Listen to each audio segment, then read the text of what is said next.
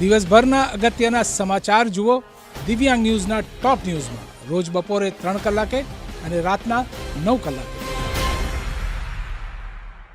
નમસ્કાર દર્શક મિત્રો, હું છું અમીષા. આપ જોઈ રહ્યા છો દિવ્યાંગ ન્યૂઝના ટોપ ન્યૂઝ. રાજ્યભરમાં સરકારી બાબુઓ વિરુદ્ધ ભ્રષ્ટાચારની અરજીઓ કરી લાખોના તોડ કરતા પત્રકારને એસીબીએ પકડ્યો છે.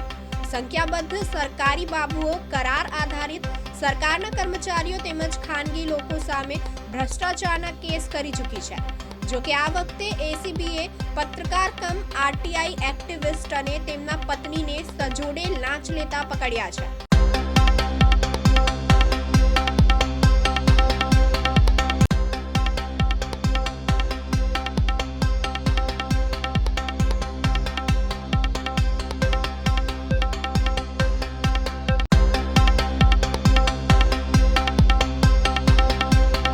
પોતાને પત્રકાર તરીકે ઓળખાવતા અને આરટીઆઈ એક્ટિવિસ્ટ કે જે પોતાનું એક સંદેશ આપકા સાપ્તાહિક પ્રસિદ્ધ કરે છે તેવા હિંમતનગરના કેતન કાંતિલાલ પટેલ કે જે દરેક વિભાગના વિજિલન્સ ઓફિસરને સૌપ્રથમ અરજીઓ કરે કોઈપણ અધિકારી કર્મચારી વિરુદ્ધ, અને ત્યારબાદ જો એ અધિકારી કે કર્મચારી તેઓને સરેન્ડર ન થાય, એટલે કે તેઓની કયા મુજબ તેઓને કોઈ લાંચ કે કોઈ રકમ ન આપે તો તેઓ એસીબીમાં અરજી કરતા, અને એસીબીમાં અરજી કરવાના કારણે જ્યારે એસીબીની તપાસ શરૂ થાય ત્યારે સામેના અધિકારી કે કર્મચારીને તેઓ પોતે સંપર્ક કરતા અને તેઓ પાસેથી લાંચની માંગણી કરતા. એવા જ એક R&B વિભાગના અધિકારીની પાસે તેઓએ છેલ્લા 3 માસથી તેઓના સંપર્કમાં રહ્યા અને તેઓની અરજીમાં સમાધાન કરવા માટે થઈ અને નાણાંની માંગણી કરવાનું છેલ્લા 5 દિવસથી ચાલુ કર્યું. અને જ્યારે એ અધિકારીની તપાસ એસીબીમાં ચાલતી જ હતી, જેથી અધિકારી અવારનવાર જવાબ લખાવવા 1 કે 2 વાર એસીબીમાં આવેલા હતા.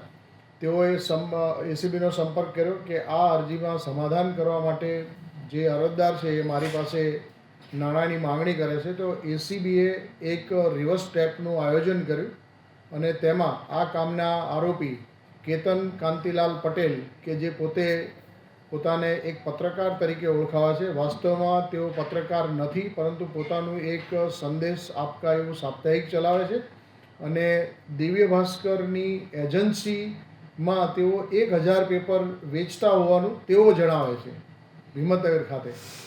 આ પત્રકારને આજરોજ સવારે અમારા ફિલ્ડ 2ના પોલીસ ઇન્સ્પેક્ટર NB સોલંકીએ ટ્રેપનું આયોજન કરી અને રૂપિયા 4 લાખની લાંચ લેતા પ્રાંતિજ ટોલનાકા પાસેથી ઝડપી લીધેલ છે.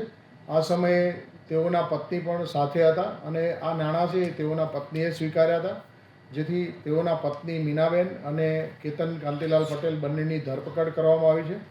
આ કેતન કાંતિલાલ પટેલ છે મોટાભાગે R&B વિભાગના અધિકારીઓ ઉપર વારંવાર અને અસંખ્ય અરજીઓ કરવાની ટેવવાળા છે અને તેઓની અસંખ્ય અરજીઓ આવતી હોય છે જેમાં મોઘમ પ્રકારના આક્ષેપો હોય છે. જે વિભાગને લગતા હોય તો અમે ત્યાં વિભાગમાં મોકલી આપીએ છીએ અને જો કોઈ ભ્રષ્ટાચાર સંબંધી બાબત હોય તો અત્રે મંગાવતા હોય છે. પણ આ કામના કર્મચારી ઉપર તેઓએ અપ્રમાણસર મિલકતના આક્ષેપો કરેલા હતા, જેથી આ અરજદાર વિરુદ્ધ અરજીની તપાસ જ્યારે એસીબીએ ચાલુ કરી ત્યારે તેઓએ જે સામેવાળા હતા તેઓ પાસે લાંચની માંગણી કરી અને તેઓ લાંચ લેતા ઝડપાઈ ગયેલા છે. સામાન્ય રીતના સરકારી બાબુ ઉપર ટ્રેપની એસીબી થતી હોય છે, ખાનગી જે આ રીતના કે કોઈ પત્રકારના નામે આ રીતના લીધે છે પૈસા, શું કાર્યવાહી થતી હોય છે? કારણ કે આ રીતના આવા અમુક જ કિસ્સા સામે આવતા હોય.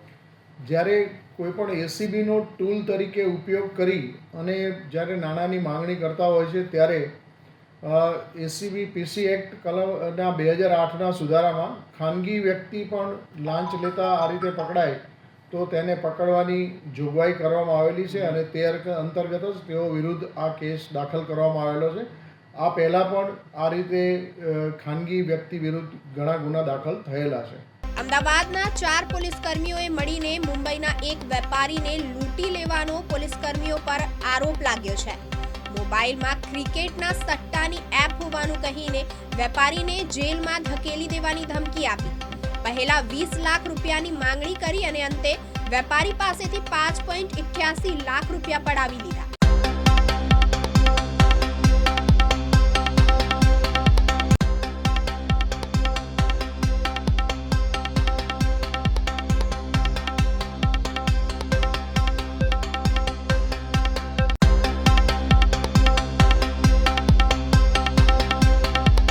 कल के ऊपर मुझे रोका गया, दरअसल मुझे रोका गया था और कुछ दो वाइट वर्दी में थे, एक सिविल और एक अपना खाकी बच्चे में पुलिस वाले थे, जिन्होंने मुझे रोका और घंटे 1.5 घंटे पूछताछ करी. फिर बाद में मुझे ऑफिस में ले जाके बिठाया और मेरे को बोल रहा भाई तेरे मोबाइल में बहुत कुछ है, हमने मिला है, ये है. मैं बोला तो कुछ नहीं है. वो करके फिर उन्होंने मुझे वसूली के मतलब बोला भाई पेमेंट दो और जाओ, नहीं तो आपकी गाड़ी जमा होगी और आप भी जमा होंगे. मैंने सर 1 लाख ઇલીગલ રીતે તમે કેસ ન કરવા બાબતે અને ઇલીગલ રીતે તમે જે લીકર લાવ્યા છો એ અનુસંધાનમાં તેમને રોકી અને એમની પાસેથી 20,000 રૂપિયા લેવામાં આવ્યા છે. અને હાલ પોલીસ જે જવાનોની ડ્યુટી છે, જે ટીઆરબી જવાન જેની સાથે હતા, એ ટ્રાફિકના જવાનોની હાજરી પત્રક અને સીસીટીવી ફૂટેજ એ આધારે તપાસ કરી રહી છે અને તાત્કાલિક ધોરણે કાયદેસરની કાર્યવાહી કરવામાં આવશે. ઓળખ થઈ ગઈ છે અને જે કર્મચારીઓ છે તેમના વિરુદ્ધ પોલીસ કાર્યવાહી હાલ કરી રહી છે. ગુજરાતમાં સતત કથળતી જતી કાયદો વ્યવસ્થાની સ્થિતિ અને ગૃહ વિભાગ ભ્રષ્ટાચારનો એપિસેન્ટર વારંવાર એક પછી એક પુરાવા સામે આવે છે. ગુજરાતમાં ગેરકાયદેસર નશાનો વેપલો, કરોડો લીટર રોજ દારૂ ઠલવાય ગેરકાયદેસર રીતે અને નશાબંધીનો કાયદો કાગળ ઉપર અને ડ્રગ્સનો કરોડો રૂપિયાની ડ્રગ્સ થાય, ગુજરાતનું વિવાદન બરબાદ થાય. ત્યાં સુધી તો સમજાતા પણ જે પોલીસ જેનું કામ આપણને રક્ષણ કરવાનું છે, આપણને અસામાજિક તત્વોથી બચાવવાનું, એ પોલીસ જ મોટા તોડકાંડમાં આવે. મને એમ લાગે છે કે ગુજરાતને શું થઈ રહ્યું છે. ગુજરાતમાં જે રીતે વસ્ત્રાલની અંદર પોલીસનો તોડકાંડ સામે આવ્યો, બીજી બાજુ ચાંદખેડામાં પોલીસનો તોડકાંડ આવે, સુરેન્દ્રનગર જિલ્લામાં તોડકાંડ આવે, રાજકોટમાં આવે, વડોદરામાં આવે, નર્મદા જિલ્લામાં આવે, સુરતમાં આવે, અને જે રીતે નાના પોલીસથી લઈને મોટા પોલીસ સુધીના ખેલો ચાલે, પણ તેમ છતાંય સબ સલામતનો દાવો ગુજરાતની ભાજપ સરકાર કરી રહી છે. તેવા સંજોગોમાં આ બંને તોડકાંડ એ ભારતીય જનતા પાર્ટીની સરકારના ગૃહ વિભાગની સીધી નિષ્ફળતા છે. જે પોલીસે રક્ષક તરીકે બદલે એ અસામાજિક તત્વોને કાબૂમાં રાખવાને બદલે સામાન્ય જનતાને પરેશાનીમાં કરે, સામાન્ય માણસના નાના ગુનામાં પણ એની આગળ વસૂલાત થાય. મને એમ લાગે આ વસૂલી ગેંગ જેવું કામ કેમ પોલીસ કરી રહી છે. આવા થોડાક પોલીસવાળાને કારણે આપણે એમ કહીએ કે પોલીસ તંત્ર બદનામ થાય નહીં. આ પોલીસ તંત્રને લાંબા સમયથી લાગુ પડેલો રોગ છે. ગુજરાતમાં ગાંધીનગરમાં બેઠેલા લોકો ખુદ આવી સૂચનાઓ આપે અને લૂંટનો કારોબાર ચાલવાના પરવાના આપે, એના કારણે ગુજરાતનો સામાન્ય માણસ પરેશાન થઈ રહ્યો છે. એ સલામતીનો અહેસાસ ન કરી શકે, સામાન્ય એફઆઈઆર ન નોંધાય, એફઆઈઆર નોંધવા માટે પણ એને તકલીફ અનુભવવી પડે. એ મને લાગે છે કે આ ગુજરાત માટે ચિંતા. ત્યારે હું આપના માધ્યમથી માંગ કરું છું કે ગુજરાતના મુખ્યમંત્રી શ્રી, આપ કેબિનેટ તરીકે ગૃહ વિભાગ સંભાળો છો, આપની સીધી જવાબદારી બને આપ મૃદુ અને મક્કમની તો બહુ જાહેરાત કરો.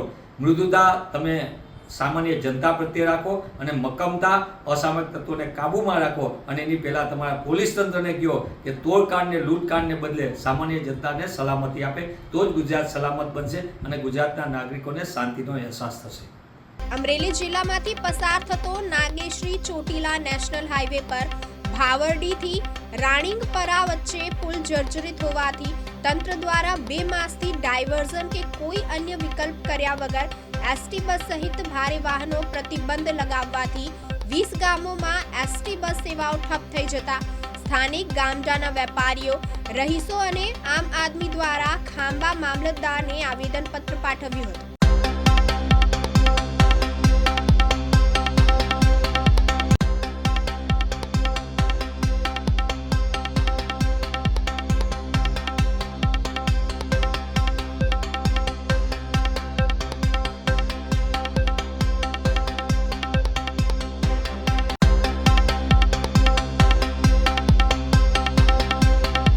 મારું નામ વઘાસિયા જયદીપ છે.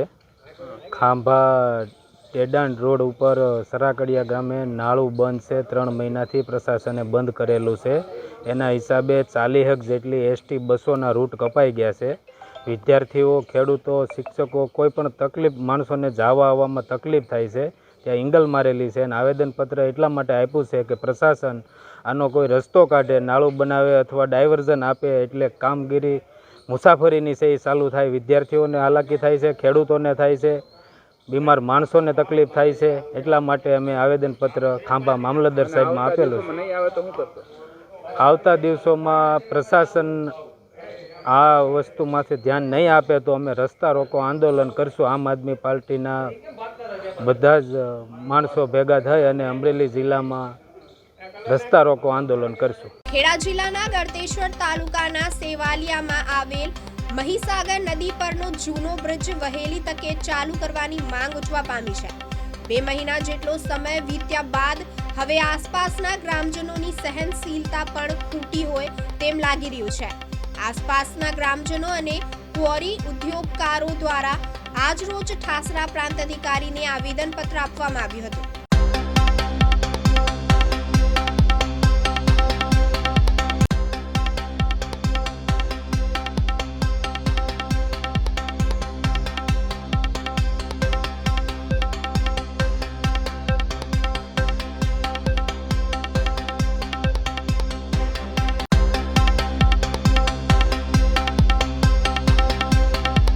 મારું નામ પવન ગુરેજા છે. હું ટિમ્બા રોડ, તાલુકા ગોધરા, ડિસ્ટ્રિક્ટ પંચમહાલનો રહેવાસી છું. મહીસાગર બ્રિજ બંધ થવાથી કારણે અમને 16 કિલોમીટરનો ડાયવર્ઝન છે અને અમને આવવા જવામાં બહુ તકલીફો પડે છે. અમારી ત્યાંની એમબી પરીખ સ્કૂલ જે આવેલી છે ત્યાં પણ શાળાઓને બહુ છોકરાઓને જવા માટે બહુ તકલીફો પડી રહી છે. કેમ કે ત્યાં બસોની સુવિધાઓ નથી, જેથી કે એ લોકોને 3 કિલોમીટર 3.5 કિલોમીટર ઉદલપુર ચાલીને જવું પડે છે બસ લેવા માટે. તથા જે ગ્રામજનો જે ટિમ્બા રોડના છે એમના જે છાત્ર જે સીપી પટેલમાં ભણતા હોય કે ભાઈ કોલેજમાં ડાકોર ભવન્સમાં ભણતા હોય એમને બ્રિજ બંધ કરવાને કારણે બહુ તકલીફો થઈ રહી છે અને ત્યાં આગળ પબ્લિક ટ્રાન્સપોર્ટેશન અવેલેબલ નથી. તેથી અમે પ્રાંત સાહેબને રજૂઆત કરી છે કે રિક્વેસ્ટ કરી છે કે જલ્દથી જલ્દ પ્લીઝ આ વસ્તુનો તમે નિવારણ લાવો અને જલ્દથી જલ્દ આ બ્રિજની શરૂઆત કરો. અભ્યાસની સાથે જે હોય છે રોજિંદા કામદાર તરીકે નોકરિયાત વર્ગને પણ કેટલું વેઠવું પડે છે? સાહેબ, જેવી રીતે કોરી એસોસિએશન અધ્યક્ષશ્રીએ બતાવ્યું છે કે એમાં એમના મજૂર લોકો વર્ગ કામ કરતા હોય છે, એ સાયકલ લઈને આવતા હોય છે, 5 કિલોમીટર પહેલાં આવતા હતા એમને 15 કિલોમીટર સુધી ફરીને જવું પડે છે. અને એ મજૂર વર્ગ એવા હોય છે જેમની જોડે સાધન નથી હોતું, એમની પાસે તો સાયકલ હોય છે અને એમને ટ્રાવેલ કરવું પડે છે. આપની માંગ શું છે? આપણી માંગ છે સર, તહેવારો અમે ગણપતિ ગયા, પછી રક્ષાબંધન ગઈ, દશામાના વ્રત ગયા, બધા તહેવારો ગયા. સાહેબ, આટલી રિક્વેસ્ટ છે, નવતાની 7 દાડાની અંદર બ્રિજ ચાલુ થઈ જાય અને દિવાળી અમારી સફળપૂર્વક થાય, અમારી આ રજૂઆત છે. હું ફારૂકભાઈ દિનતા એકતા મેટલ ગોધરા કોરી ઓનર એસોસિએશન તરફથી રિપ્રેઝેન્ટેટિવ તરીકે હાજર થયો છું. આજે ઠાસરા પ્રાંત અધિકારીશ્રીને આપે આવેદનપત્ર આપ્યું છે. શું છે આવેદનપત્રની અંદર વિગત? આવેદનપત્રમાં એવું છે કે છેલ્લા બે મહિના ઉપરાંતથી મહીસાગર બ્રિજ બંધ કરેલો છે બેરિંગો નાખવા માટે. અમારી માંગણી એવી છે કે 7 દિવસની અંદર તમે ચાલુ કરાવી આપો, જેથી કોરી ઉદ્યોગ અને હોટલોવાળા અને બીજા જે ગરીબ લોકો છે એ લોકોનું તંત્ર ચાલ્યા કરે અને એ લોકોને રોજીરોટી મળ્યા કરે, એવી અમારી આજે પ્રાંત સાહેબ જોડે વાત કરી છે અને અમે આવેદનપત્ર આપ્યું છે. જી, આના લીધે કેટલી હાલાકી ભોગવવી પડે છે? હાલાકી બહુ મોટી ભોગવવી પડે છે, કેમ કે બાજુમાં રહીને 13 થી 14 કિલોમીટર ઉદલપુર આવવું પડે, 14 કિલોમીટર જવાનું, 14 આવવાનું, 28 કિલોમીટર, એટલે લોકોને બી ઘણી હાલાકી છે. અત્યારે આ બધા તહેવારો આવેલા છે, તહેવારોમાં છોકરાઓનું ટ્યુશન બધું જ બંધ થઈ ગયું છે. આપની માંગ સંતોષાશે નહીં તો શું કરશો? અમારી માંગ નહીં સંતોષાય તો અમે સરપંચશ્રીને વાત કરેલી છે અને 7 દિવસમાં જો નહીં સંતોષાય તો આમરણનો ઉપવાસ કરવાની ખાતરી સરપંચ સાહેબે બી અમને આપેલી છે. કહેવાય તો ક્વોરી ઉદ્યોગ સાથે જોડાયેલા છો, તો કુલ કેટલી ક્વોરીઓને કેટલું આર્થિક નુકસાન થયું છે અંદાજિત? આર્થિક નુકસાન અત્યારે લગભગ જુઓ તો એક ક્વોરી એ બાજુની આપણે જે મહીસાગર બ્રિજ પર થઈને આવે તો એ બાજુની લગભગ 45 થી 50 ક્વોરી છે અને રોજનું આર્થિક નુકસાન 50 લાખ ઉપરનું છે. જે ગવર્મેન્ટનું રેવન્યુ એટલું થાય છે એ ગવર્મેન્ટને એટલું નુકસાન છે, ક્વોરીવાળાનું તો 1 કરોડના ઉપરનું રોજનું નુકસાન છે. મારું નામ ચારણ નીતેશ રાજુભાઈ છે. હું ઉદલપુર ગ્રામ પંચાયતનો સરપંચ છું. આજરોજ પ્રાંત અધિકારીને આપે આવેદનપત્ર આપ્યું છે, શું છે તેમાં વિગત? અમે આજરોજ ઠાસરા કચેરીમાં પ્રાંત ઓફિસમાં અમે આવેદનપત્ર આપ્યું છે કે ઉદલપુરથી જે સેવાલિયા ગામમાં જવા માટેનો રસ્તો છે એના વચ્ચે જે બ્રિજ આવે છે, બ્રિજ આજથી 2 મહિનાથી બંધ છે અને 2 મહિનાથી બંધના લીધે થઈને ઘણી બધી પ્રોબ્લેમો ઊભી થાય છે. બાજુમાં ગોઠા ગ્રામ પંચાયત આપેલી છે અને કોરી ઉદ્યોગો પણ આવેલા છે, તો તમામ ઉદ્યોગોને માર પડે છે તેના કારણે. તો આ જલ્દીથી જલ્દી આ બ્રિજનું કામ ચાલુ થાય એવું અમારું નિવેદન પ્રાંત સાહેબને છે. અને જો આ ચાલુ નહીં થાય તો આપની શું માંગ છે? અમે આ 7 દિવસમાં જો ચાલુ નહીં થાય તો અમે ઉપવાસ પર બેસવાની અમારી પૂરેપૂરી તૈયારી છે. દ્વારકા જિલ્લાના ભાણવડના મોટા કાલાવડ ગામે કારમાં મહાકાય અજગર ઘૂસ્યો હતો. પાર્ક કરેલી કારમાં કાચ ખુલ્લા હોવાથી રાત્રિના સમયે 10 ફૂટનો અજગર ઘૂસી જતા અફરાતફરી મચી હતી. કારના ડેશબોર્ડ પર બેઠેલા અજગરને એનિમલના સભ્યો દ્વારા રેસ્ક્યુ કરાયો હતો. મહાકાય અજગરનું રેસ્ક્યુ કરીને જંગલના શાંત વિસ્તારમાં મુક્ત કરાયો હતો.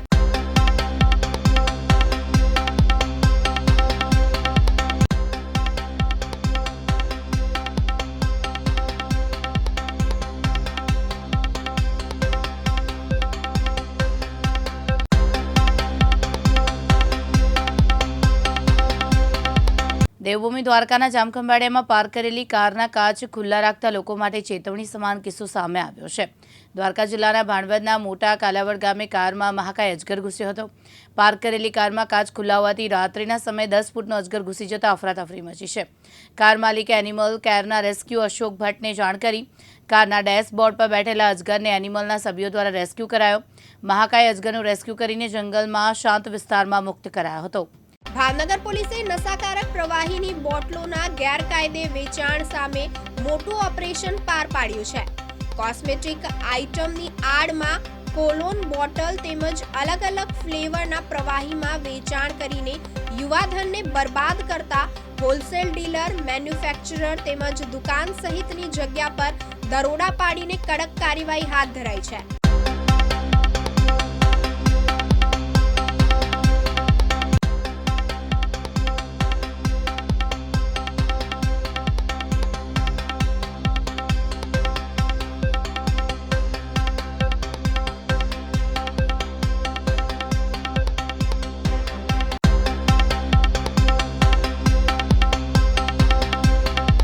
ભાવનગર પોલીસે નશાકારક પ્રવાહીની બોટલનો ગેરકાયદેસર વેચાણ સામે મોટું ઓપરેશન પાર પાડ્યું છે. કોસ્મેટિક આઇટમની આડમાં કોલોન બોટલ અને તેમજ અલગ અલગ ફ્લેવરમાં પ્રવાહીમાં વેચાણ કરી યુવાધનને બરબાદ કરતા હોલસેલ ડીલર, મેન્યુફેક્ચરર તેમજ દુકાન સહિતની જગ્યા પર દરોડા પાડીને કડક કાર્યવાહી હાથ ધરાઈ છે. જેમાં 5/9/2025 થી 13/9/25 સુધી એસઓજી, એલસીબી તેમજ Gariadhar, Mahuva, Vartej, Palitana, Mahuva town B division police દ્વારા કાર્યવાહી હાથ ધરાઈ છે. ખેડા જિલ્લામાં આવેલા મહુધા તાલુકામાં ચાલતા મનરેગા યોજના અંતર્ગતના કામો શંકાના ઘેરામાં આવ્યા છે. સ્થાનિક તાલુકા પંચાયતના બાબુઓ સહિત ગ્રામ્ય પંચાયત સુધીના કટકી બાજુ દ્વારા મનરેગા યોજનામાં ગરીબોને લાભ આપવાની જગ્યાએ કપડા પર ધૂળ ન પડે એવા શ્રીમંત ખેડૂતોને લાભ આપવાનું ખાસ આયોજન કરવામાં આવ્યું હતું.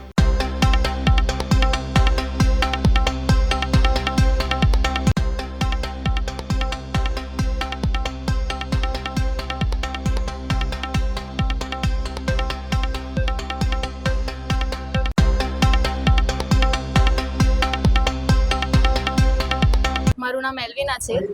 જી બેન, ક્યાંથી આવો છો અને આપનો હોદ્દો શું છે? હું નવી જિલ્લા પંચાયતમાંથી આવું છું અને મારો હોદ્દો તાલુકા રિસોર્સ પર્સન તરીકેનો છે, જે સામાજિક ઓડિટની કામગીરી કરવામાં આવે છે. જી બેન, આજે પંચાયત વડથલ ખાતે આવ્યા છો, તો શું આજની બાબત જે વિગત તમારા ધ્યાને આવી છે? અમારા ધ્યાને જે વિગત આવી છે તે એ છે કે મનરેગાનું સામાજિક ઓડિટ કરતાં અમે જે કામની ચકાસણી કરી તેમાં જે જોબ કાર્ડ ધારકોએ કામ કર્યું હતું તેમની મુલાકાત અમે કરવા માટે કહ્યું, પણ તે લોકો આવ્યા નહોતા. પણ જે સ્થાનિક લોકો હતા તેના દ્વારા જાણવા મળ્યું કે આ જોબ કાર્ડ ખોટી રીતે બનાવવામાં આવ્યા છે અને જે લોકોને ચૂકવણું કરવામાં આવ્યું છે તે મોટા પાટી સમાજના લોકો છે. જી બેન, શેના કામનું ચૂકવણું કરવામાં આવ્યું છે એવું કે? મનરેગા યોજના અંતર્ગત માટીકામનું ચૂકવણું કરવામાં આવ્યું છે. કઈ જગ્યાએ કામ કરવામાં આવ્યું હતું એવું? એ સ્મશાનમાં.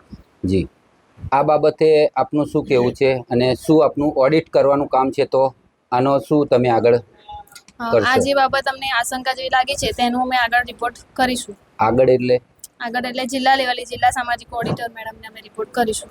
હવે ઓડિટ થઈ ત્યારે જોબ કાર્ડવાળાના તમામ જોબ કાર્ડવાળાને અહીં બોલાવવામાં આવ્યા હતા, પણ કોઈ જોબ કાર્ડવાળું અહીં આવ્યું નથી અને તમામ જોબ કાર્ડો પછી સમાજના હતા અને તેમને બોલાવીને જાણ કરી ત્યારે સ્મશાન વડથલ ગ્રામ પંચાયતના સ્મશાનમાં પટેલોનું સ્મશાન છે તથા અન્ય સમાજોનું સ્મશાન છે. એ સ્મશાનમાં જે તે વખતે અમારા ટર્મ પહેલાં વહીવટદાર તેમજ તલાટી કમ મંત્રીએ વખતમાં કામ થયેલું હતું અને મારા વખતમાં અત્યારે કોઈ એવું કામ થયેલ નથી. કેટલા રૂપિયાનું કામ થયું છે?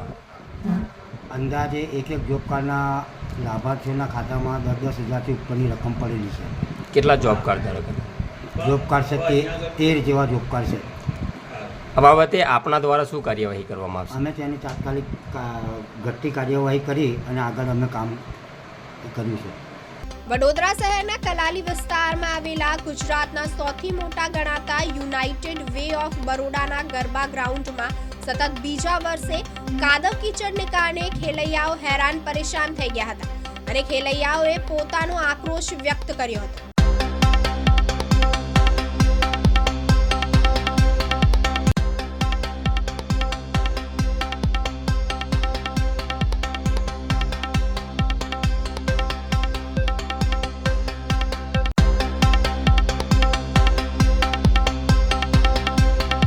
અમે એલિફન્ટ ગરબામાં આવ્યા છીએ, 5 જણા 5 કરાયા છે, તો બી જેવી જોવે છે સુવિધા નથી. જો તમે જોઈ શકો છો, ખાડા જુઓ, અડધો કલાક તેમાં ટ્રાફિકમાં છે અને પાર્કિંગની વ્યવસ્થા નથી, કશું જ નથી. ખાડા છે, પથરા છે, વાગે છે, છોકરાને વાગે, એક જણા લોહી નીકળ્યું છે પગમાં, તે કઈ વ્યવસ્થા નથી.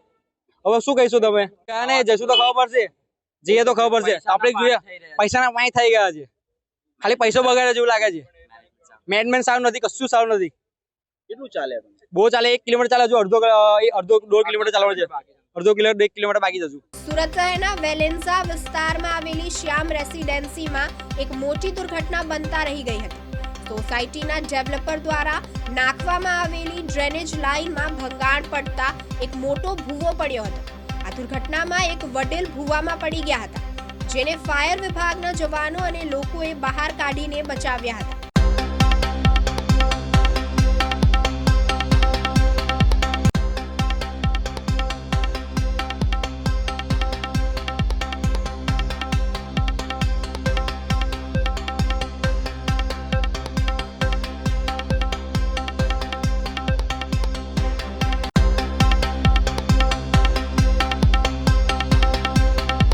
સુરત શહેરના વેલેન્જા વિસ્તારમાં શ્યામ રેસિડેન્સીમાં એક મોટી દુર્ઘટના બનતા રહી ગઈ.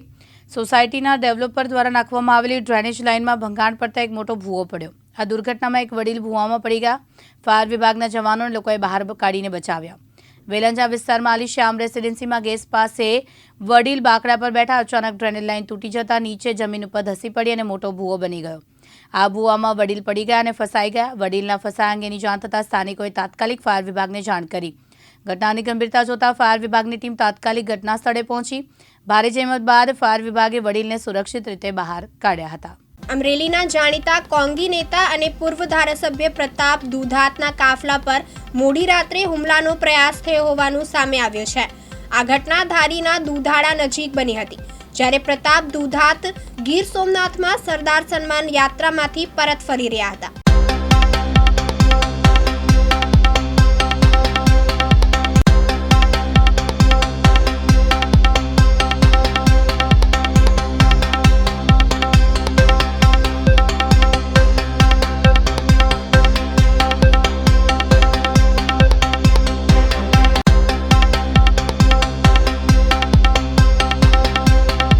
સરદાર સન્માન યાત્રાની સમાપન સોમનાથ મહાદેવના સાનિધ્યમાં કરી અને નેશનલ હાઈવે ઉપરથી ઉનાથી ધોકડવા ચેકપોસ્ટથી અંદર આવ્યો.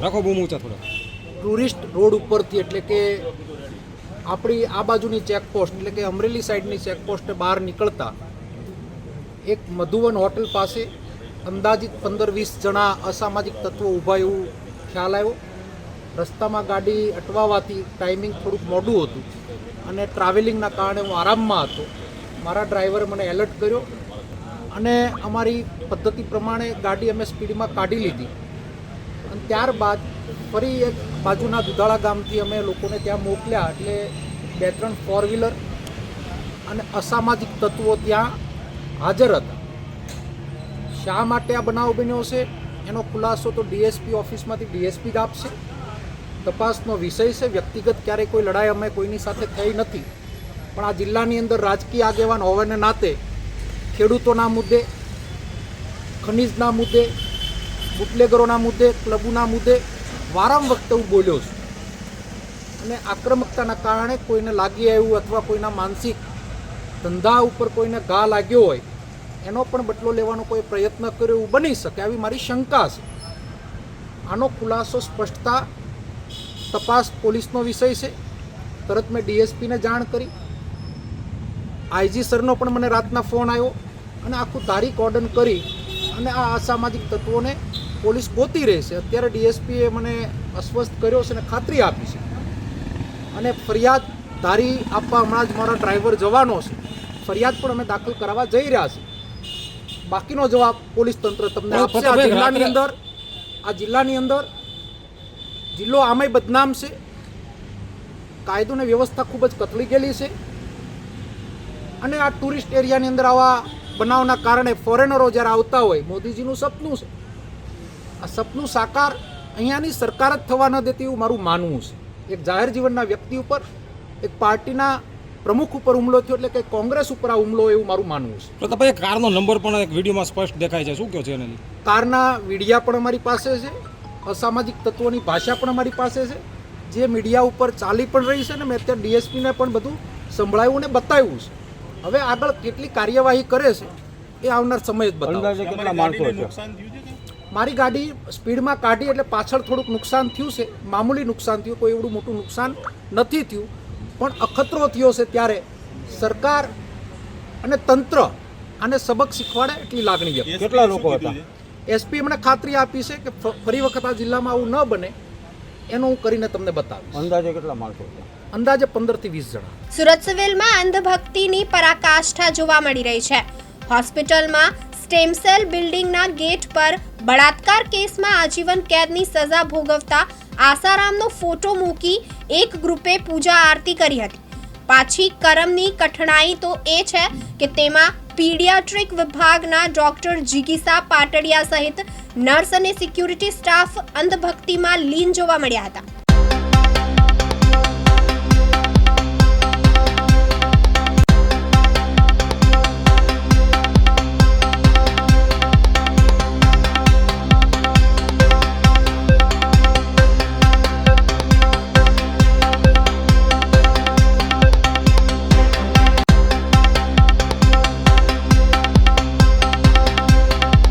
ગત રોજ સિવિલ હોસ્પિટલના ટેમ્પસન બિલ્ડિંગની અંદર આ જ ટેબલ હતો, ત્યાં આસારામની પૂજા કરવામાં આવી હતી અને આ જ સિક્યુરિટી ગાર્ડ પણ છે તે હાજર હતા.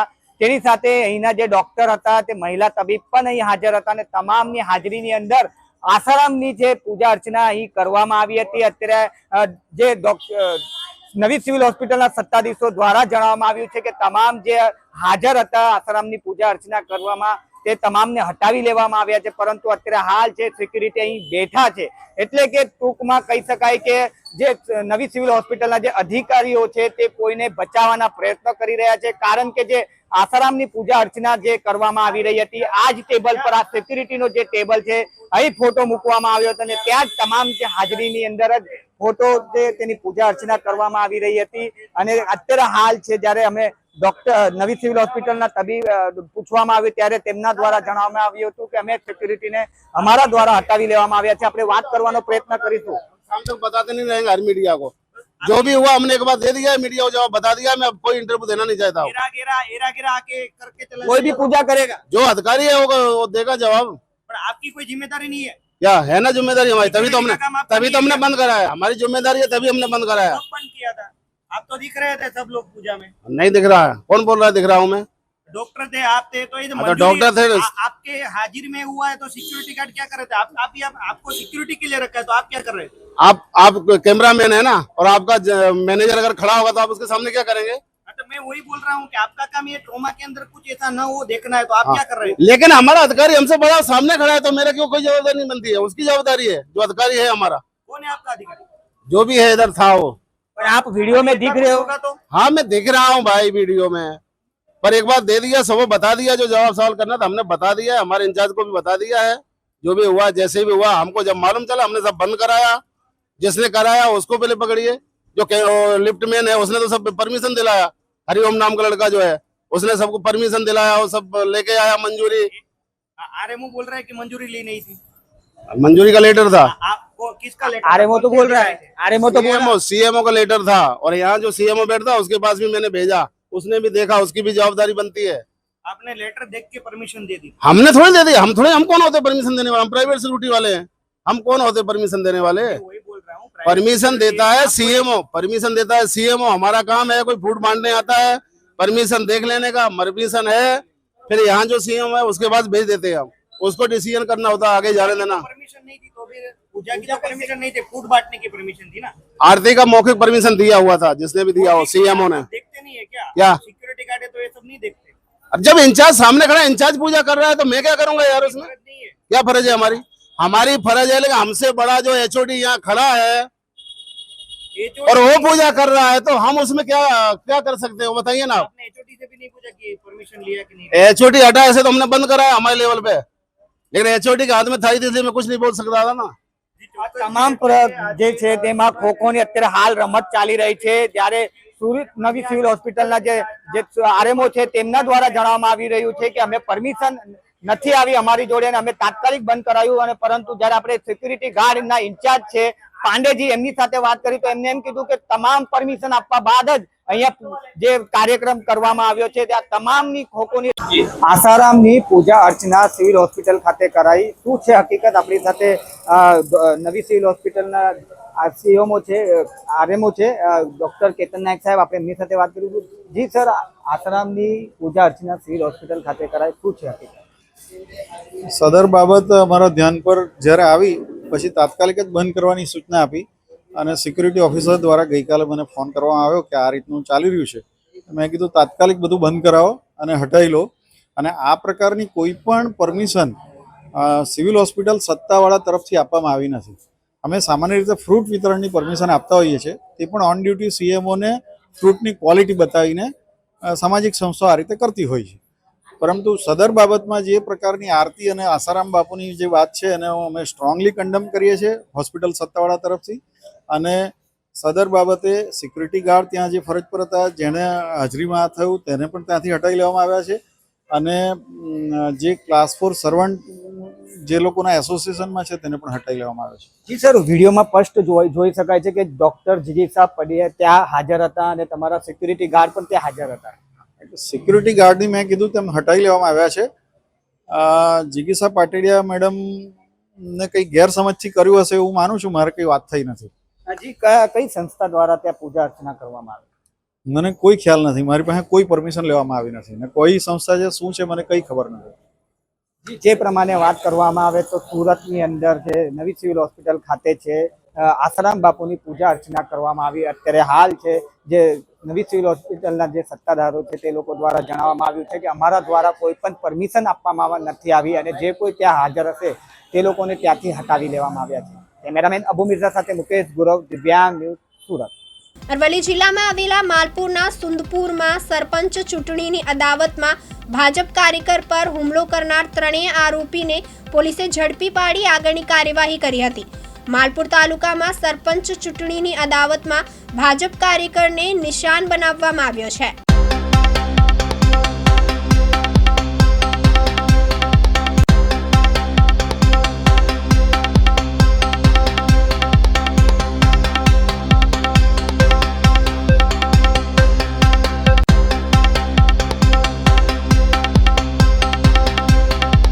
ગઈકાલે માલપુર પોલીસ સ્ટેશનની અંદર ફરિયાદી બિપિનભાઈ પટેલે 3 આરોપીઓ પ્રિતેશસિંહ બહાદુરસિંહ રાઠોડ, શિવાભાઈ પાંડોર અને રમેશભાઈ પાંડોર વિરુદ્ધ એક ગુનો દાખલ કરાવેલો છે, જેની અંદર હકીકત એવી છે કે આ કામના ફરિયાદી ગઈકાલે મોડાસા ટાઉન હોલ ખાતે મિટિંગમાં ગયેલા હતા અને ત્યાંથી તેઓ પોતાની બલેનો ગાડી લઈ અને રિટર્ન આવતા હતા ત્યારે સુંદરપુરા ગામ પાસે જે ગોવિંદપુરનો ઢાળ આવે છે ત્યાં આ ત્રણેય આરોપીઓ પાસે જે થાર ગાડી હતી એ ફરિયાદીની ગાડી સાથે અથડાવી અને ગાડી ઊભી રાખેલી અને 2 આરોપીઓએ લોખંડનો સળિયો અને એક આરોપી જે હતો એણે એની પાસેનું જે ધાર્યું હતું તે ઊંધું ધાર્યું આ જે ફરિયાદી છે એને બંને હાથ ઉપર, બંને પગ ઉપર અને માથાના ભાગે મારી અને હુમલો કરેલો.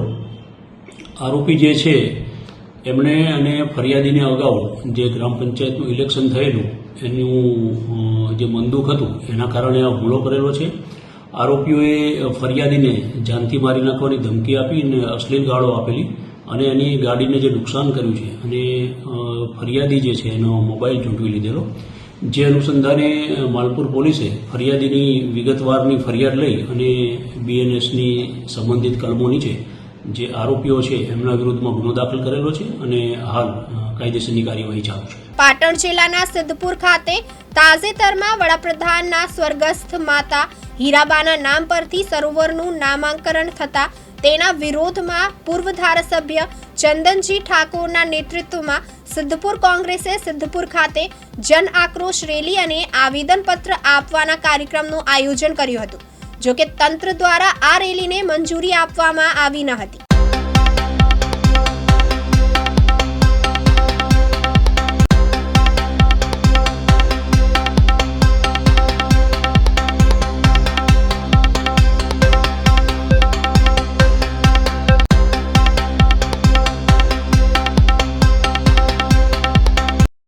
શ્રદ્ધાળુ ત્યાં પોતાની માતૃ શ્રાદ્ધ માધુપાવડી ત્યાં શ્રાદ્ધ વિધિ કરાવે છે.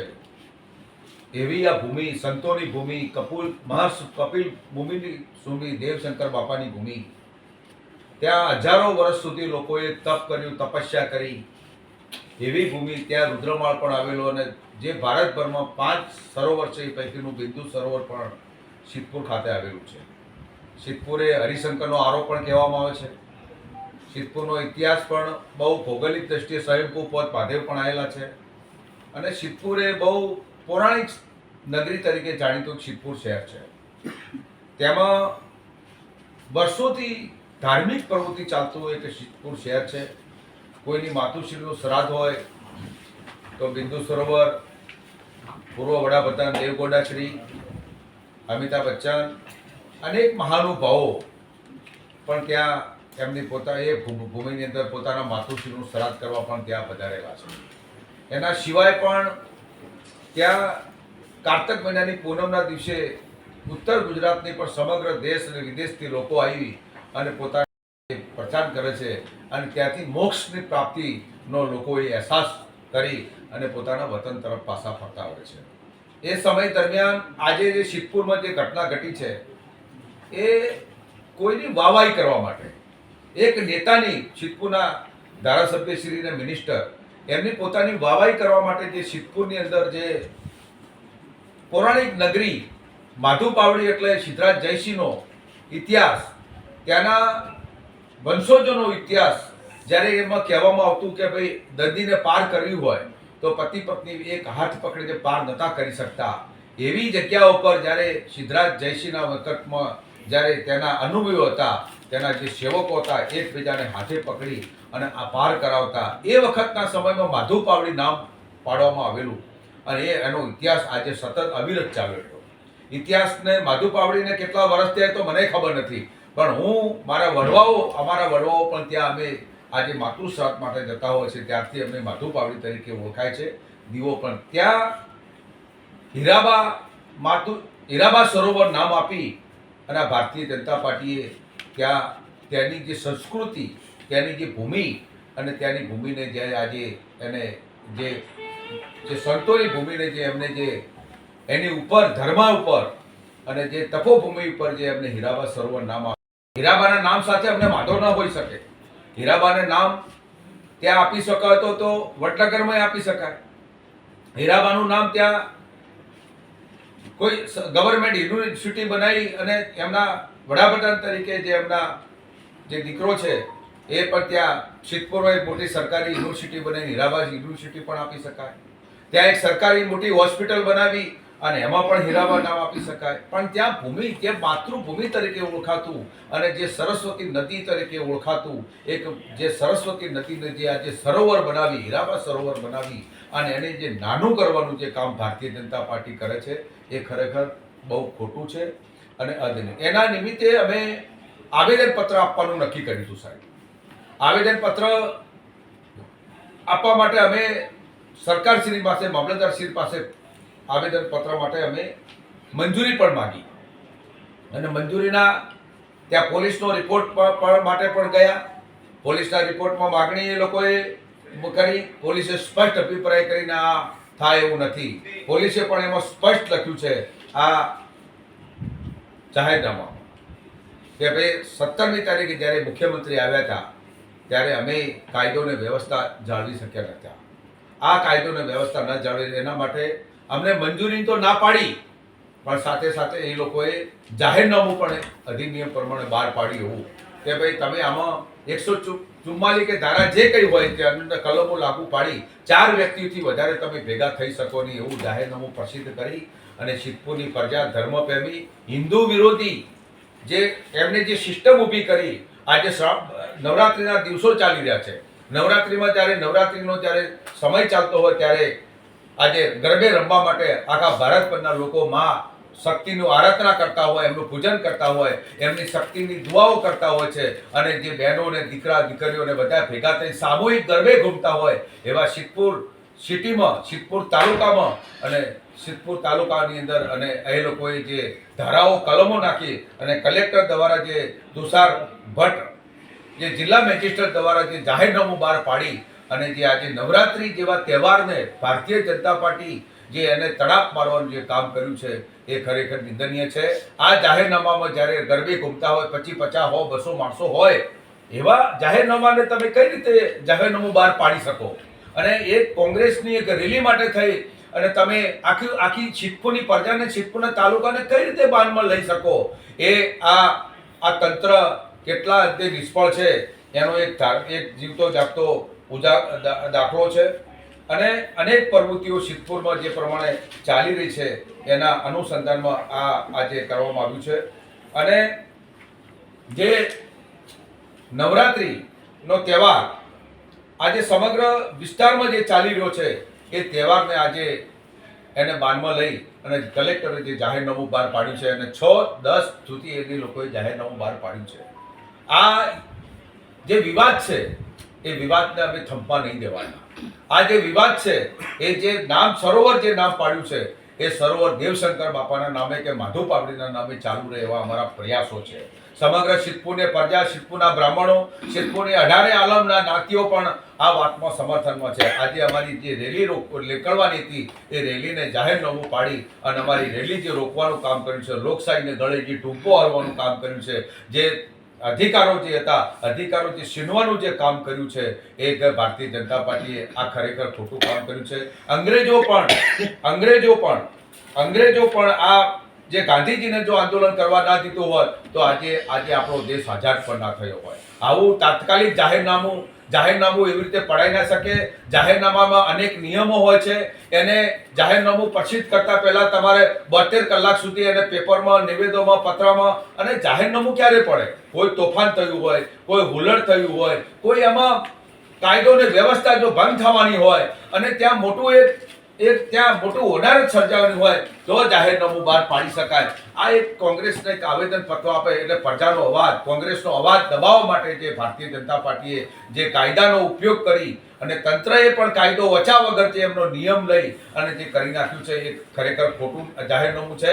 આ જાહેરનામાને અમે આવવાવાળા સમયમાં હાઈકોર્ટમાં પડકારવાનો સમય આવશે તો હાઈકોર્ટમાં પણ પડકારીશું. આ જાહેરનામું આજે જે લોકોનો જે અવાજ દબાવવાનું જે કામ કર્યું છે એ પણ ખરેખર ખોટું કર્યું છે. ગઈકાલે મેં સતત પ્રયાસો કર્યા ડીવાયએસપી પંડ્યા સાથે, એને 25 ફોન કર્યા. એ કાયદોને વ્યવસ્થા ન જાળવી શકે એવા સિદ્ધપુરના ડીવાયએસપી પંડ્યાએ પણ મારો એક પણ ફોન રિસીવ ના કર્યો. હું લોકસભા લડેલો ઉમેદવાર, 5.5 લાખથી વધારે લોકોએ મને મતદાન કર્યા છે. હું પ્રજાની વચ્ચે પ્રજાનો સેવક. આજે ધારાસભ્ય તરીકે પણ મેં અહીંયા સિદ્ધપુરમાં કાર્યરત રહેલો છું. આ વખત પણ ખૂબ નજીવા મતે જે જીતવા માટેના જે થોડા મતે પણ એટલે પ્રજા સાથે હું સંકળાયેલો છું, પ્રજાનો સેવક પણ છું. આજે પોલીસ તંત્ર ફોન ના ઉપાડીને શું સાબિત કરવા માંગે છે? એ ભારતીય જનતા પાર્ટીના પીઠું બનીને જો કામ કરતા હોય તો આવવાવાળા સમયની અંદર અમે આ બધું શોખી લેવાના નથી સાહેબ મારા. અને જે આ જે તારીખ છે 6-10નું જાહેરનામું જેવું પૂરું થશે એટલે 7મી તારીખે 8મી તારીખે ફરી અમે આવેદનપત્ર આપવાના છીએ. આવેદનપત્ર રદ નથી કરવાના. 6ઠી તારીખ પછી ફરી અમે આનું આવેદનપત્રની મંજૂરી માગશું, સરકાર જોડે મંજૂરી માગશું. ઉપરથી અમારે જે નેતાઓ જે છે 6મી તારીખ પછી બોલાવવાના થશે અને મને મંજૂરી મળશે તો અમે ઉપરથી અમારું મોવડી મંડળને બોલાવી અને અમે આનું મોટામાં મોટું આયોજન કરી અને જે હક અને અધિકાર માટેની જે લડત છે એ લડતને અમે આગળ વધારીશું એવા અમારા પ્રયાસો રહેશે. પણ આ જે જાહેરનામું જે પાડી અને જે અમારો અવાજ દબાવવાનું જે કામ કર્યું છે એ ખરેખર નિંદનીય છે. આવો અવાજ દબાવાય નહીં. કાયદાનું કામ કરે, કાયદાને બાંધમાં લઈ અને તમે આ પ્રકારની જે રણનીતિ કરો છો એ ખરેખર તદ્દન ખોટી રણનીતિ છે. આ રણનીતિને પ્રજા એનો અવાજ ઓળખી ગઈ છે, પ્રજા સમજી પણ ગઈ છે અને આ પ્રજા આ વાતને ચલાવી પણ નહીં લે. આજે ઓછામાં ઓછા 4 થી 5 હજારથી વધારે લોકો રેલીમાં ભેગા થવાના હતા. રેલીનું આવેદન અમે ગાંધી ચિંધ્યા માર્ગે આપવાના હતા, શાંત ચિત્તે આપવાના હતા. અમે કોઈ જગ્યાએ એવું કોઈ દાદલ ધમાલ કરવાનો અમારો કોંગ્રેસનો કોઈ વિચાર હોતો નથી. અમારી કોઈ તોફાન કરવાની અમારી કોઈ રણનીતિ હોતી નથી. અમે ગાંધી ચિંધ્યા જે આવેદન આપવા માટેના અમારા જે પ્રયાસ હતા એ તંત્રએ જે રોડવાના કામ કર્યા, ભારતીય જનતા પાર્ટી જે રોડવાનું કામ કર્યું છે એ તદ્દન ખોટું છે. આવાવાળા સમયમાં અમે આવેદનપત્ર આપીશું અને આ વાતને આગળ લડત લડીશું અને લડતમાં ક્યાંય કાચી કાપવું નહીં કાપી. Thank you. સિદ્ધપુર એ ધાર્મિક અને પૌરાણિક નગરી છે. ત્યાં અનેક તીર્થો આવેલા છે, અનેક સ્વયંભૂ પાંચ મહાદેવ પણ આવેલા છે અને સંતોની ભૂમિ છે, કપિલ મુનિની ભૂમિ છે, દેવશંકર બાપાની ભૂમિ છે. ત્યાં એક સરોવર બનાવવામાં આવ્યું છે. સરસ્વતી નદીને નાનું કરવાનું જે ભારતીય જનતા પાર્ટી દ્વારા જે પ્રયાસ કરવાનો આવ્યો છે એના વિરોધમાં આજે અમારે આજે રેલીનું એક આયોજન આપવાનું કરેલું હતું. ત્યાં અમે મંજૂરી પણ માગી હતી. અમને મંજૂરી આપવામાં ન આવી. મંજૂરી આપવામાં ના આવી તો વાંધો નહીં, અમે ગાંધી ચિંધ્યા માર્ગે અમે એની આંદોલન કરવાના હતા, રેલી કાઢવાના હતા. પણ છતાંય કલેક્ટરશ્રીએ જાહેરનામું બહાર પાડી 4 કરતાં વધારે વ્યક્તિઓ ભેગા ના થાય એવી પ્રકારનું જાહેરનામું પાડી અને પ્રજાનો અવાજ દબાવવાનો જે તંત્રએ કર્યો છે એ ખરેખર તદ્દન ખોટું છે. અને આ સમયની અંદર અત્યારે નવરાત્રિનો પ્રસંગ ચાલે છે. નવરાત્રિના પ્રસંગની અંદર જો જાહેરનામાની અંદર જો આવું બાન લગાવવામાં આવે તો આજે મા શક્તિ મા આરાધ્યાના જે નોરતા ચાલે છે, નોરતે ઘૂમવાવાળા લોકો ઉપર જે ભારતીય જનતા પાર્ટી અને તંત્ર દ્વારા જે એને બંધ કરવાનો જે પ્રયાસ કર્યો છે એને અમે શોખી નથી લેવાના. અને આ જે નવરાત્રિનું જે છે એને અમે હાઈકોર્ટમાં પડકારીને આ જાહેરનામાને ભંગ કરી અને જાહેરનામાને જે અમે જે હાઈકોર્ટમાં પડકારીને એના જે નિયમો જે હશે એને નવરાત્રિનો અવસર ચાલુ કરવા માટેના અમે પ્રયાસ કરશું. અને આવવાવાળા સમયમાં જ્યારે જાહેરનામું જ્યારે સમય પૂરો થશે તે દાડ 7મી તારીખ 8મી તારીખે ફરી અમે આંદોલન કરવા માટે, અમે રેલી કરવા માટે, જન આક્રોશ રેલી કરવા માટે અમે મેદાને આવીશું, મંજૂરી માગીશું. મંજૂરી લઈને જ અને ફરી જે સંખ્યા હતી એનાથી ડબલ સંખ્યાની અંદર આવેદનપત્ર આપીશું અને સિદ્ધપુરની પ્રજાને ન્યાય પણ અપાવીશું. સુરત સ્પેશિયલ ઓપરેશન ગ્રુપ પોલીસે છેલ્લા 3 દિવસમાં દરિયાઈ તરતું સોના તરીકે ઓળખાતી વેલ માછલીની વોમિટિંગનો 10 કરોડ રૂપિયાનો ગેરકાયદે કારોબાર ઝડપી પાડ્યો છે. પોલીસે 3 દિવસના ઓપરેશનમાં આ 3 આરોપીઓની ધરપકડ કરીને કિંમતી સામગ્રી જપ્ત કરી છે.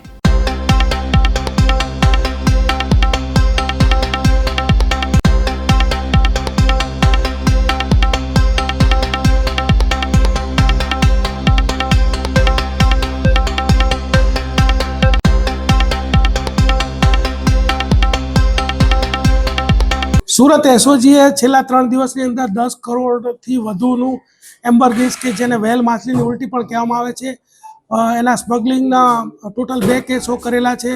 તાજેતરમાં જ ગઈકાલે જ એક કેસ કરેલો, એમાં 5 કિલો એમ્બરગીસ સાથે 3 આરોપીઓ ઝડપાઈ ગયા. એમાં 2 આરોપીઓ જે છે મોઇનુદ્દીન અને વસીમ, બંને વેરાવળથી આ જે એમ્બરગીસ છે લઈને આવેલા અને એની સાથે ઉસ્માન ખાન કરીને જે નવસારીનો છે આરોપી જોડાયેલો અને એ લોકો સુરતની અંદર આ એમ્બરગીસ વેચવા માટે પ્રયત્ન કરતા હતા. એમ્બરગીસ એ ખૂબ કિંમતી પદાર્થ હોય છે, દરિયાઈ કે જે વેલ માછલીની અંદર ડેવલપ થતો હોય છે અને એ કોઈ પણ વ્યક્તિને મળે તો એને ફોરેસ્ટ વિભાગને જાણ કરવાની હોય છે. એ વ્યક્તિ કોઈ પણ એને રાખી પણ ન શકે, એને વેચી પણ ન શકે, પરંતુ આ લોકો એને વેચવાની ફિરાકમાં હતા. તે દરમિયાનમાં એસઓજીને માહિતી મળતા 3 આરોપીઓ અને 5 કરોડનું જે એમ્બરગીસ વેલ માછલીની જે ઉલટી છે એને ઝડપી પાડવામાં આવેલ છે. આ લોકોને એવી ઇન્ફોર્મેશન હશે કે ભાઈ સુરતની અંદર આના ગ્રાહકો મળી જશે એટલે એ લોકો લાવે તો, પણ હંમેશા આ લોકો જ્યારે પણ લાવે છે ત્યારે આ લોકોને કોઈ ગ્રાહક મળતો નથી અને પકડાઈ જ જતા હોય છે. સુરતમાં એસઓજીની સૌથી મોટી કાર્યવાહી સામે આવી છે. એસઓજી પોલીસે પાંડેસરા વિસ્તારમાંથી ચાઇનીઝ દોરીનું મોટું કારખાનું ઝડપી પાડ્યું છે. કરોડો રૂપિયાનો ચાઇનીઝ દોરીનો મુદ્દામાલ જપ્ત કર્યો છે. એસઓજી પોલીસ દ્વારા એફએસએલની મદદ લઈ કાર્યવાહી શરૂ કરી છે.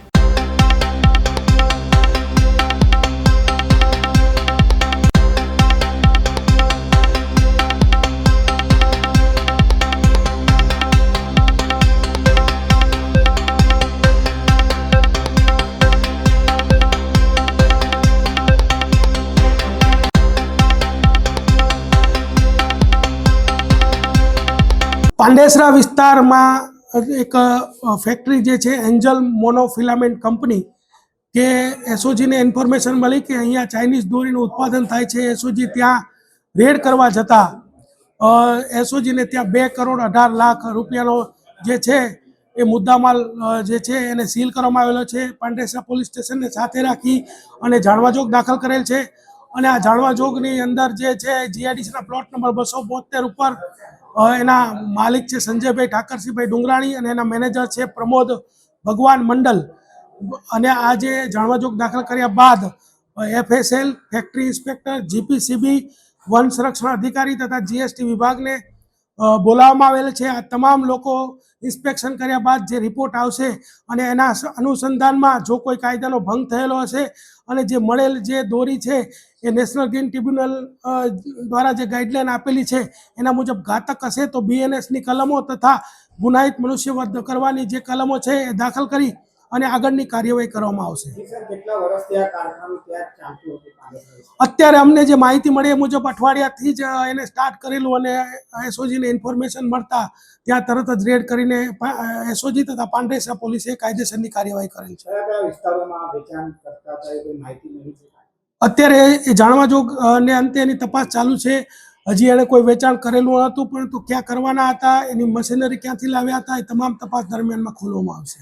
છેલ્લા 1 મહિનાથી નોકરી પર ફરીવાર લેવામાં આવે એ માંગણી સાથે ધરણા પર બેઠેલા જીએસએફસી કંપનીના કોન્ટ્રાક્ટરના કર્મચારીઓના પ્રશ્નનો ઉકેલ હજુ સુધી કંપનીના અધિકારીઓ દ્વારા લાવવામાં આવ્યો નથી. પોતાના અંગત અહમને કારણે જીએસએફસીના અધિકારીઓને આ પ્રશ્નના ઉકેલમાં કોઈ રસ દાખવતા નથી તેવા આક્ષેપો કરવામાં આવી રહ્યા છે.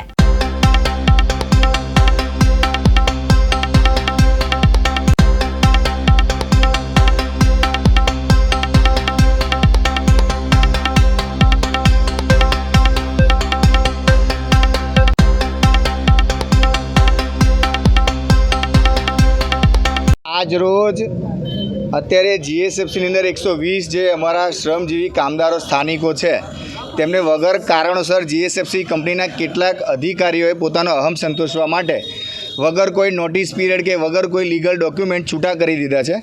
એના સમર્થનની અંદર સમસ્ત દશરથની પ્રજા, દુકાનદારો, સ્થાનિકો, વડીલોએ અમને ભરપૂર સહયોગ આપ્યો છે. જેના લીધે તમે જોઈ શકો છો કે આખી દશરથની દુકાનોથી લઈને સ્વયંભૂ બંધ તમને દેખવા મળે છે. અને એ બધા જ આખું દશરથથી લઈને આજુબાજુના 6 ગામના સરપંચથી લઈને બધા સ્થાનિક રહીશો આ છોકરાઓને ન્યાય આપવા માટે બધા સાથે આવેલા છે. છોકરાઓ છેલ્લા 1 મહિનો અને 10 દિવસથી ગાંધી ચિંધ્યા માર્ગે ધરણા પર બેઠેલા છે. છતાં પણ જીએસએફસીના જાડી ચામડીના કેટલાક અધિકારી છે, 1-2, જે પોતાનો અહમ સંતોષવા માટે છોકરાઓના હકના પૈસા પણ એમને આપી રહ્યા નથી. મારું નામ વિજયસિંહ સોલંકી. અમે તો ગામના લોકો છે, પણ આ છોકરાઓ કેટલા દિવસથી મહેનત કરી રહ્યા છે, રાત દિવસ લડી રહ્યા છે, રાત દિવસ ત્યાં રહે છે, અને તો છતાં કંપનીવાળા એમનાથી જરા કે પણ આ લોકોને જ્યારે કોર્ટનો હુકમ છે તે છતાં આ લોકોનો કોર્ટના હુકમનું પાલન નથી કરતા. એટલા માટે અમે આ લડત લડી રહ્યા છીએ અને અમે એમની જોડે રહીને એમને સાથ સહકાર આપીએ છીએ. અમારી જમીનો 60-70% જમીનો ગઈ છે, તે છતાં આ લોકો અમારું કોઈ પણ માગણી આ લોકો સ્વીકારતા નથી અને અમારી જોડે અન્યાય કરી રહ્યા છે. એટલા માટે અમે આ લડત લડી રહ્યા છીએ. મારું નામ સોલંકી ધર્મેન્દ્રભાઈ બુધાભાઈ. સહકારી મંડળીઓમાં બચત ઉત્સવ વચ્ચે રાજ્ય સરકારે ઓડિટ ફીમાં તોતિંગ વધારો કર્યો, જેનો ખેડૂત આગેવાન જયેશ પટેલે વિરોધ નોંધાવ્યો. જયેશ પટેલે ઓડિટ ફીમાં તોતિંગ વધારો પાછો ખેંચવા માંગ કરી. ગુજરાત સરકાર દ્વારા ડ્રાફ્ટ નોટિફિકેશન જારી કરીને રાજ્યમાં જેટલી મંડળીઓ આવી છે તેની ઓડિટ ફીમાં તોતિંગ વધારો જાહેર કર્યો.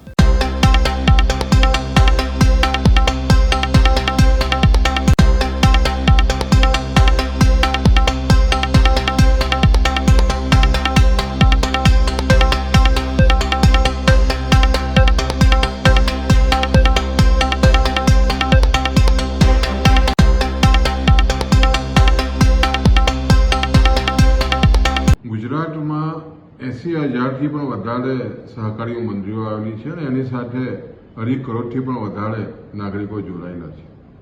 ખાસ કરીને ખેડૂતો પશુપાલકો માટે સહકારી મંડળી ખૂબ જ મજબૂતાઈથી રોજગારી આપવાનું કામ કરે છે. હાલમાં કૃષિ અને સહકાર વિભાગના સચિવ દ્વારા જે મંડળીઓનું ઓડિટ થાય છે એમાં ટોટિંગ ફીનો વધારાનું નોટિફિકેશન જાહેર થયું છે. દૂધ મંડળીઓ પર જે મહત્તમ મર્યાદા જે ઓડિટ ફીની 4,000 રૂપિયા હતી એ વધીને લગભગ 30,000 રૂપિયા થઈ જવાની છે. એવી જ રીતે સેવા મંડળીઓની પણ 30,000 રૂપિયા થવાની છે.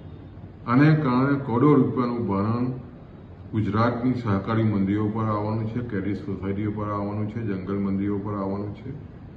આને કારણે ખાસ કરીને પશુપાલકો અને ખાસ કરીને ખેડૂતો જે સહકારથી સમૃદ્ધિ ભારત સરકારનું જે સપનું છે એમાં રૂકાવટ આવશે અને આવનારા દિવસોમાં જે રીતે આજે ટોટિંગ ફીનો વધારો કર્યો છે એના માટે જે વાંધાઓ મંગાવ્યા છે એની સામે અમને વાંધો છે અને ખાસ કરીને સચિવશ્રીને અમે આ વાંધા મોકલ્યા છે કે તાત્કાલિક ધોરણે આ જે વધારો છે એ ન કરવામાં આવે અને આવનારા દિવસોમાં જે સહકારથી સમૃદ્ધિનું જે સૂત્ર છે અને ખાસ કરીને તમે જુઓ તો ગુજરાતમાં જે 36 લાખ જેટલા પશુપાલકો અમૂલ થકી દરરોજના 60,000 કરોડથી પણ વધારાની જે દર વર્ષે 60,000 કરોડની આમદની મેળવે છે. આટલી મોટી આમદની થાય છે, સ્વાભાવિક છે કે ટર્નઓવર પણ દૂધ મંડળીઓના વધ્યા છે. આ બોજો સહન કરી શકે એમ નથી. એટલે ઓડિટનો જે વધારો છે તાત્કાલિક ધોરણે આવનારા દિવસોમાં ન વધે એ અમારી લાગણી છે. આ હતા અત્યાર સુધીના ટોપ ન્યૂઝ. નવી ન્યૂઝ, નવી અપડેટ સાથે ફરી મળીશું. ત્યાં સુધી જોતા રહો દિવ્યાંગ ન્યૂઝ.